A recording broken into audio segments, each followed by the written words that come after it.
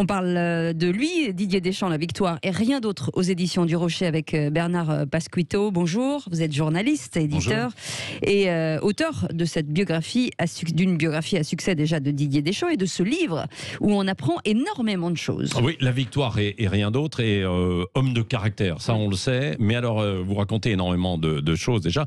On va rentrer dans le vif du sujet parce que c'est notre question du jour par rapport à Benzema et ça fait l'objet évidemment de plusieurs chapitres dans votre livre sur cette relation. Notre question chaotique du jour, c'est est-ce que Didier Deschamps doit rappeler Benzema? Alors pour l'instant, vous êtes 70% sur les réseaux sociaux à dire non.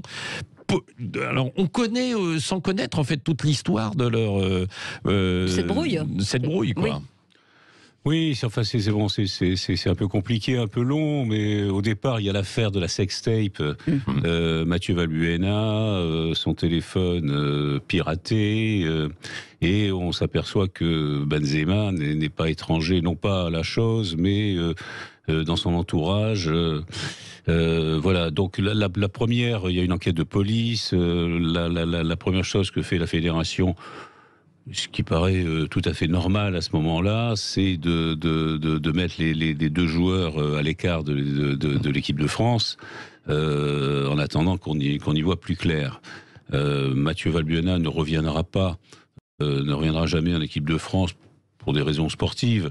Et voilà. Et donc, en gros, Benzema est privé de l'Euro 2016 à l'époque et on ne peut pas trouver ça autrement que normal. Voilà. En plus, il y a eu des erreurs, etc. Il paye, voilà. Le problème, c'est qu'il y a une polémique qui naît à côté de ça. Deschamps il a le sentiment que sa confiance a été trahie. Et il va continuer à ne pas prendre Benzema. Il y a aussi la pression des politiques, il faut bien le dire. Oui, c'est vrai. Mais c'est quoi, c'est de la rancœur? Manuel Valls, Premier ministre, qui à l'époque dit qu'il ne doit plus venir en équipe de France tant que l'affaire ne sera pas réglée, etc. Et puis, donc il y a des échanges, ça c'est le danger des réseaux sociaux, des tweets, etc. Il y a à un moment donné, alors il y a des gens qui s'en mêlent. Il y a Cantona qui donne des interviews dans les journaux anglais, qui prononce des mots maladroit ou très très ambigu, du genre Ben Arfa, Benzema, les deux meilleurs joueurs français, on les prend pas, c'est pas des noms français, Deschamps c'est un nom français. Voilà. Et puis il y a une nouvelle maladresse de Benzema parce qu'il est pas innocent là-dedans. Il fait une interview dans la presse espagnole en disant Deschamps a cédé à une pression de la France raciste. Donc il ne dit pas que Deschamps est raciste. Il dit que Deschamps le prend comme ça en tout cas. Et puis il y a eu des tags d'ailleurs après aussi sur sa maison en Bretagne. Dans les semaines qui suivent, on tag notamment la maison de la femme de Deschamps à Concarneau, avec il y a un tag raciste. Et là, il y a chez Deschamps un blocage. Les deux hommes ne se parlent pas.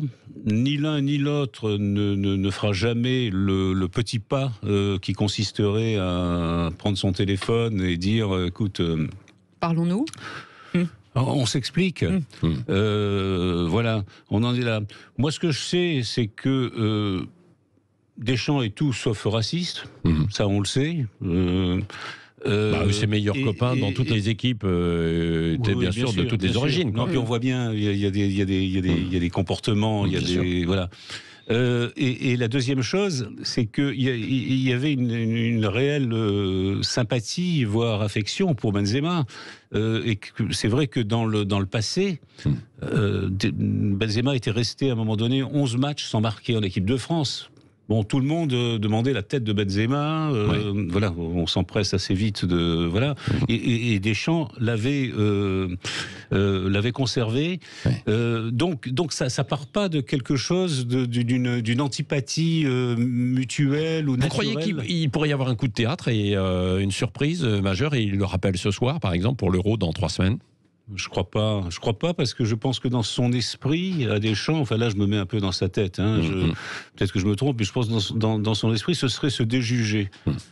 Voilà. Et puis il s'est abrité dans une espèce de flou artistique en disant j'ai un groupe qui vit bien. Qui vit bien. Oui, d'accord. Moi, il y a deux choses qui me choquent dans cette affaire. Deux anomalies. C'est d'abord, aujourd'hui, il se trouve, ce qui n'était pas forcément le cas il y a 3 ans ou il y a 4 ans, Benzema fait partie des 3 ou 4 meilleurs joueurs du monde. Ouais. Est-ce que c'est logique de se passer d'un des 3 ou 4 meilleurs joueurs du monde comme ça pour une affaire dont il ne faut pas oublier que dans cette affaire de la sextape, il est toujours présumé innocent, puisque ça n'a toujours pas été jugé. Hein. Bon, donc la présomption d'innocence, elle vaut pour tout le monde. Donc ça, c'est la première chose. Ça veut dire que vous voulez dire que plus personne ne se souvient réellement l'objet de la dispute, c'est ça le truc. On sait vaguement que Deschamps, il veut pas de Benzema. Deschamps repousse systématiquement les questions. Il a une manière à lui de... Avant le match France-Bosnie, il y a quelques semaines, il y a un journaliste bosnien qui ose poser la question. Ouais. Pourquoi vous ne prenez pas Benzema ? Et Deschamps, au lieu de faire une réponse, fait une fuite comme ça, un passement de jambes. Il lui dit c'est un journaliste français qui vous a soufflé la question. Ouais. Mais tous les journalistes étrangers sont au courant de la chose. On parle en Espagne, il y a une espèce de campagne. Bien sûr, on ne comprend pas en Espagne pourquoi il ne joue pas effectivement en équipe de France, alors qu'il est considéré comme le meilleur attaquant. Sur un plan purement sportif, moi je trouve que c'est une erreur parce que on pourrait proposer à Benzema, même sans lui dire tu vas être titulaire absolu. Est-ce que tu veux revenir dans un groupe ? Éventuellement, tu ne seras pas titulaire. Après, Benzema dit oui ou non. Il ne faut pas oublier qu'on a un avant-centre Giroud qui joue une fois tous les 3 mois. Ouais.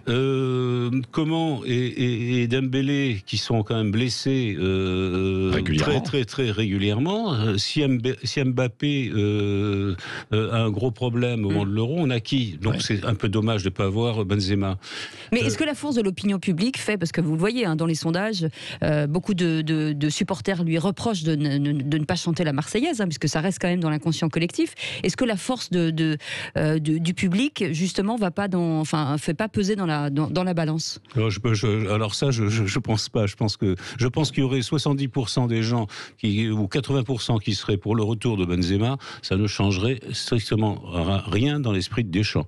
Si lui, il décide, je pense que ça, on peut lui faire un certain nombre de reproches, mais pas ça. D'ailleurs, je pense que c'était une erreur de la part de Benzema d'avoir dit il a cédé à la pression. Je pense que Deschamps ne cède pas à la pression. Je pense que Deschamps, il se sent d'autant plus fort aussi quand même, il faut bien le dire. Bon, d'abord, il a gagné la Coupe du Monde, ce qui est pas rien. Il a tout gagné. Et puis, il a tout gagné, lui, en tant que joueur ou entraîneur. Il manque l'Euro en tant qu'entraîneur. Et il a en plus le soutien invétéré de son président, Noël Le Graët. Ouais. La deuxième chose qui me choque, la deuxième anomalie pour moi, en dehors de l'anomalie sportive, c'est que pour des histoires qui sont... encore une fois, Benzema a commis des erreurs de communication, etc. Enfin, on parle de gens il avait 25 ans, 26 ans à l'époque. 26 ans à l'époque. Bon, c'est pas... Il faut replacer ça dans le contexte aussi. Ça fait 6 ans que ça dure. Ça veut dire que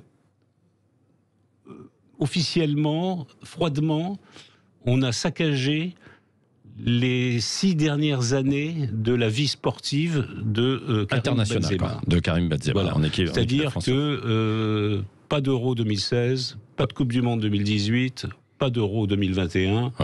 Voilà, froidement, pour des bêtises, certes, Un conflit interne aux deux hommes. Allez, on va continuer dans un instant avec vous, Bernard Pasquito. On va s'intéresser à son caractère encore de Didier Deschamps. Il y a des questions pour vous au 0826 300 300. Et puis, vous révélez quelque chose dans ce livre. Je pense que la plupart des Français qui aiment le foot ou qui ne l'aiment pas d'ailleurs, mais ils connaissent Didier Deschamps, vont être surpris sur la taille de Didier Deschamps. On a l'impression que c'est un petit homme, si je puis dire, grand par le talent, mais petit sur un terrain. Il était très très grand quand il était... c'est là où il a réussi quand il était jeune, quoi. N'oubliez pas, carglass.fr. Le Grand Matin Sud Radio, 7h-10h, Patrick Roger, Cécile de Ménibus. 9h47, Didier Deschamps, la victoire et rien d'autre aux éditions du Rocher avec Bernard Pasquito ce matin, qui est journaliste. Et vos appels, 0826 300 300, parce que pas mal de questions à poser, avec Ludovic qui nous appelle de Montpellier. Bonjour Ludovic. Oui, et Baptiste qui va suivre. Oui. Oui, bonjour. Bonjour Ludovic.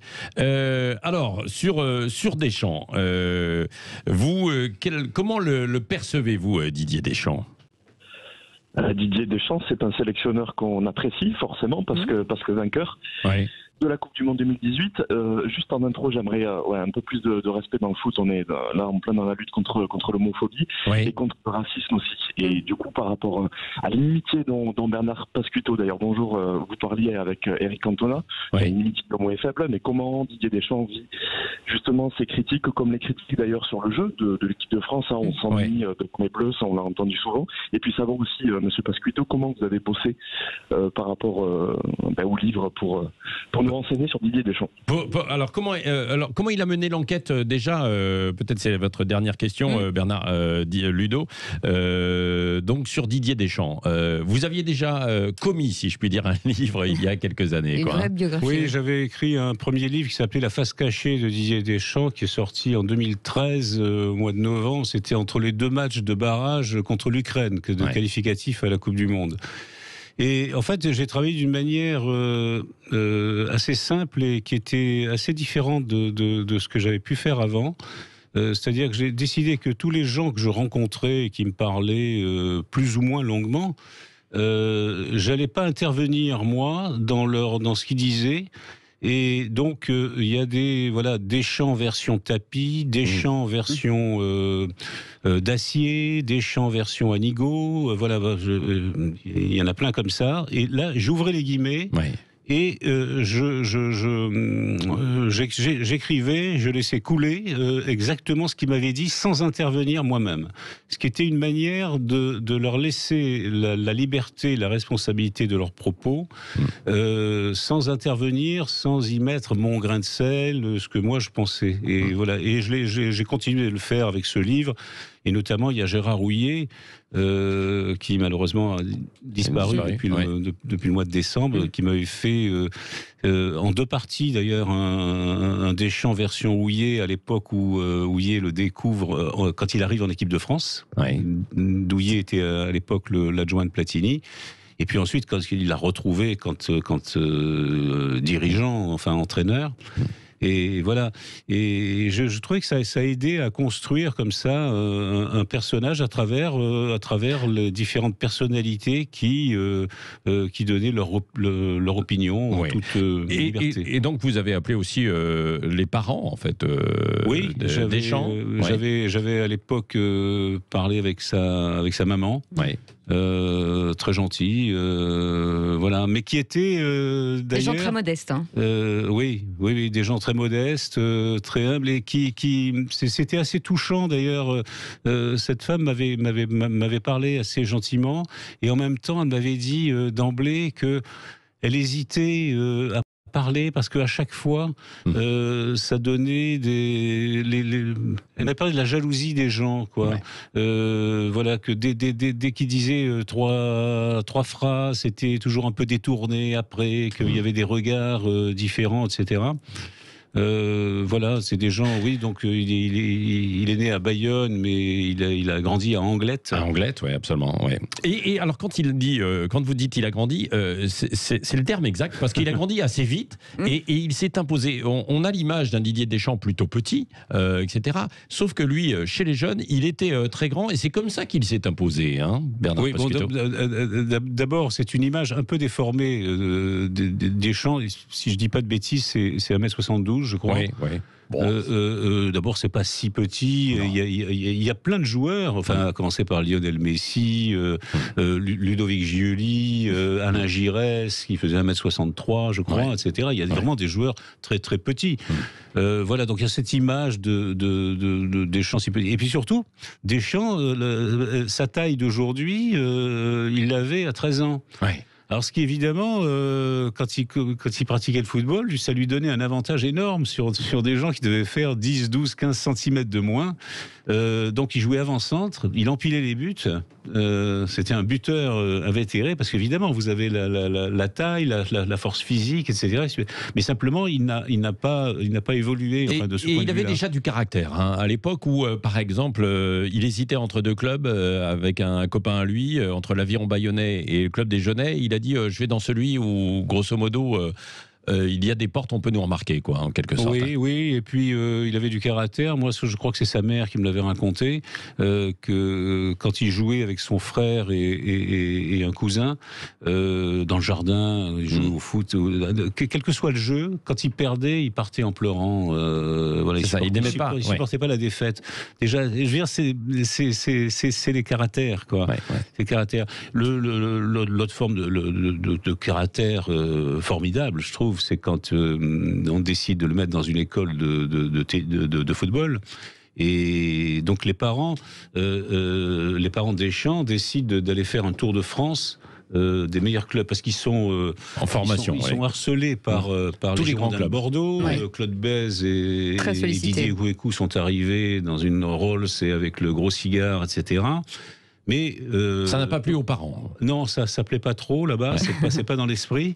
Et ils décident de faire un tour de France des meilleurs clubs. Donc il y a notamment Auxerre, Paris. Il y avait Bordeaux, il y a Saint-Étienne, mais bon, il y a eu l'affaire de la Caisse Noire. Sinon, il serait allé à Saint-Étienne. Saint-Étienne, il y a Nantes, etc. Donc ils décident de faire. Ils commencent par Nantes. Ouais. Et donc ils visitent les installations, etc., les parents et le gamin qui a 14 ans à l'époque. Et puis, donc, ils regardent tout, comment ça se passe, le machin, l'internat, et voilà. Et ils repartent en voir, la porte se referme, et là, Deschamps dit à son père, c'est là que je veux aller. Voilà, et c'est terminé, il n'y aura plus de discussion. C'était acté. Etc. Voilà. Dernière question avec Baptiste, qui est avec nous de Boulogne. Bonjour Baptiste. Bonjour à tous. Bon, Baptiste, posez la question que vous voulez ou votre réflexion sur Didier Deschamps à Bernard Pasquito, qui est avec nous. C'est plutôt une réflexion que je voudrais soumettre à votre invité. C'est qu'il a dit, à mon avis, à fort juste titre, que le déclencheur de toute cette histoire, c'est cette interview de Benzema dans laquelle il dit que Deschamps a cédé à une partie raciste de la France. À ce sujet, je trouve qu'il fait une grosse erreur, évidemment, mais je comprends pourquoi il dit ça. C'est qu'à l'époque, il faut se rappeler qu'il y a une énorme pression de la part du politique, donc de la part de certains politiques. Vous avez parlé de Manuel Valls, mais c'était pas le seul. Et il y a aussi une pression publique de la part d'une partie de la population. Et d'ailleurs, je pense que votre sondage qui dit que 70% des auditeurs de Sud Radio sont opposés au retour de Benzema en équipe de France le montre bien, puisque on sait quelle est on sait quelle est la sociologie de vos auditeurs. Ah bah non, là c'est sur les réseaux sociaux, donc c'est pas forcément, vous voyez, c'est sur les réseaux sociaux, mais les gens qui vous suivent sur les réseaux sociaux, Patrick, font partie de vos auditeurs. Ah, oui, aussi, bien sûr. Voilà, donc c'est pas une attaque que je dis, bien sûr. Voilà, là où Benzema fait une énorme erreur pour moi, au-delà de cette phrase qui est très maladroite, c'est que dire que Deschamps a cédé, déjà c'est faux. Et votre invité l'a rappelé. Il faut se souvenir que dans les années qui précèdent l'affaire Valbuena, Benzema reste parfois pendant 1 an à ne pas marquer en équipe de France, et il reçoit constamment le soutien et de Didier Deschamps et de Noël Le Graët. C'est-à-dire qu'ils l'ont soutenu. Il est sorti de l'équipe de France à cause de cette affaire judiciaire, mais Deschamps et Le Graët l'ont soutenu contre vents et marées. Je me souviens même que quand il finit par marquer contre l'Australie, après 1 an sans avoir marqué, le public l'ovationne. Et Deschamps, en conférence de presse, répète qu'il a jamais perdu sa confiance et que c'est très bien qu'il ait marqué. Donc Bon, dans cette histoire, Benzema fait plein d'erreurs après cette interview, puisque quand des gens assez connus, je pense à Bouba et à d'autres, se moquent de Didier Deschamps, lui il les soutient au lieu d'être un grand garçon et de prendre son téléphone et d'appeler Deschamps en disant je m'excuse, voilà, j'ai été maladroit, etc. Il y a quand même des idiots qui ont été tagués la maison de Deschamps en le traitant de... Oui, monsieur, mais ça c'est pas la faute de Benzema, hein. Il faut pas non plus... Benzema a commis un certain nombre d'erreurs, mais enfin, il n'est pas responsable des tags sur la maison de Deschamps. Et puis bon, il a commis. Enfin, il aurait pu les condamner. Peut-être ce qu'il a envie de dire, de les condamner. Oui, mais voilà. Et puis c'est vrai que moi, je dois dire, je pense qu'il faut le dire aussi. Encore une fois, Benzema a commis un certain nombre d'erreurs. Quand vous dites c'est un grand garçon, je ne suis pas sûr, moi, justement. Ce sont des gens qui sont quand même... qui travaillent beaucoup pour être ce qu'ils sont dans le football, qui n'ont pas toujours l'éducation qui va avec, le recul, les structures mentales, qui ont des entourages un peu déficients parfois, ils n'ont pas le recul. Surtout qu'il était plus jeune, c'est ce que vous dites. Voilà, quoi, il avait 25-26 ans. Aujourd'hui, probablement que ce serait différent. Quoi. Bon, merci en tout cas à vous, Baptiste, Ludovic également, Bernard Pasquito. Donc Didier Deschamps, la victoire et rien d'autre aux éditions du Rocher. Il y a énormément d'anecdotes, etc. Et on comprend mieux le personnage avant l'Euro qui arrive dans 3 semaines et puis la liste qui sera publiée ce soir. Quoi. Oui. Et on verra si le mariage prend entre Benzema et Didier Deschamps ce soir. En tout cas, le mariage va prendre entre TF1 et M6. J'y crois pas encore. On ne sait jamais, Patrick.